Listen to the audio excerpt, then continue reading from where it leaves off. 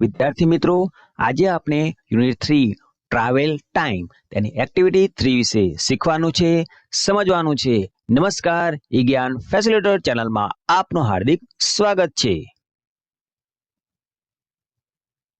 વિદ્યાર્થી મિત્રો, એક્ટિવિટી 3 માં આપણને સૂચના આપેલ છે તમારી અને તમારા મિત્રો પાસે કઈ કઈ વસ્તુઓ છે તેની યાદી બનાવો.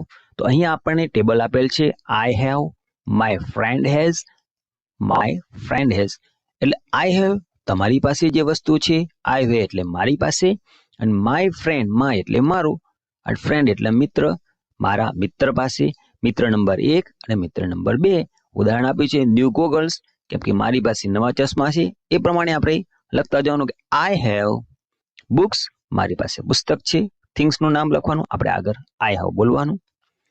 આઈ હેવ બોલ pen, I have pencil, I have eraser, I have marbles. હવે વિદ્યાર્થી મિત્રો, એ પ્રમાણે તમારા મિત્ર પાસે જે વસ્તુ છે એની આપણે યાદી બનાવવાની. My friend has sharpener, my friend has textbooks, my friend has wristwatch. આનાથી વધારે વસ્તુની યાદી તમે લખી શકો છો.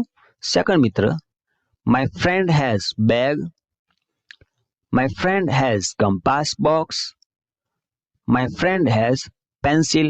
વિદ્યાર્થી મિત્રો, આ જે વાક્યો શબ્દો છે એના વાક્ય જે છે ને એ ટીચર લખશે. શાના ઉપર? બ્લેકબોર્ડ ઉપર. My friend has sharpener, text books, wrist watch. આ સેન્ટેન્સ લખશે. બરાબર? જો આગળ સમજાવું.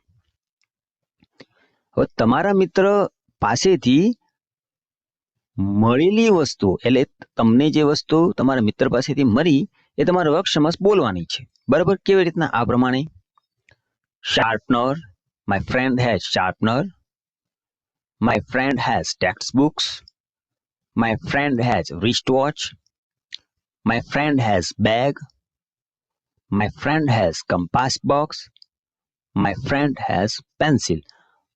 હવે તે માટે તમારા શિક્ષક તમને મદદ કરશે અને તમારા વાક્યો આડા અવળી રીતે બોર્ડ પર નોંધશે. કેવી રીતના? આ પ્રમાણે this is sharpener, these are text books, this is wrist watch.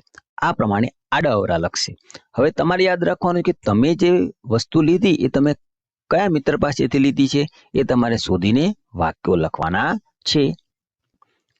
આ રીતે તમને બ્લેન્ક્સ આપેલ છે ને, ખાલી જગ્યા આપી છે, અને મેં એક ઉદાહરણ આપી કે ધીઝ આર હેથલ્સ માર્બલ્સ. તો ટીચરે જે લખ્યું છે એમાંથી તમારે ઓળખવાનું અને તમારા મિત્રનું નામ અહીંયા લખવાનું છે વાક્ય રચના પ્રમાણે. અહીંયા તમારે જોવાનું વિદ્યાર્થીઓ માર્બલ્સ. બરાબર? બહુવચન હોય ત્યારે આપણે ધીઝ નો ઉપયોગ કરવાનો. THESE ધીઝ એટલે આ ધીઝ આર હેથલ્સ માર્બલ. બરાબર? આપણે શોધીને લખવાના છે એ પ્રમાણે ધીઝ આર ખાલી જગ્યા. આપણે અહીંયા ધીઝ આર પછી તમારા મિત્રનું નામ અને વિદ્યાર્થી મિત્રો એપોસ્ટ્રોફી એસ ખાસ લખવાનું છે. અહીંયા જે આ રીતે જે લખેલું છે વિદ્યાર્થી મિત્રો એને એપોસ્ટ્રોફી એસ કહેવામાં આવે છે. એપોસ્ટ્રોફી એસ એટલે કે જે વ્યક્તિની માલિકી છે એને બતાવવા માટે જ આપણે એપોસ્ટ્રોફી એસ નો ઉપયોગ કરે છે. બરાબર? These are Ketan's textbooks. આ કેતનની પુસ્તકો છે. ધીસ ઇઝ, હવે તમારે મિત્રનું નામ, કેતન શાર્પનર. તમારે આડાવરા છે એમાંથી શોધીને તમારે બોલતા જવાનું અને આ પ્રમાણે લખતા જવાનું. એ જ પ્રમાણે this is Mayank's wrist watch. Wrist watch એટલે કાંડા ઘડિયાળ. આ મયંકની કાંડા ઘડિયાળ છે. This is Ashok's bag. આ અશોકની બેગ છે. તો વિદ્યાર્થી મિત્રો, આ પ્રમાણે તમારા ટીચરે જે સેન્ટેન્સ લખ્યા હતા એમાં તમારે ધીસ ઇઝ એટલે કે ત્રીજા સ્થાને તમારે એ વ્યક્તિનું નામ એપોસ્ટ્રોફી એસ લગાડીને પછી એની કઈ વસ્તુ છે એનું નામ તમારે લખવાનું હતું અને આ રીતે સેન્ટેન્સ બનાવવાના હતા.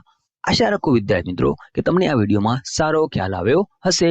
વિડીયો જોવા બદલ આપનો ખૂબ ખૂબ આભાર. ધન્યવાદ.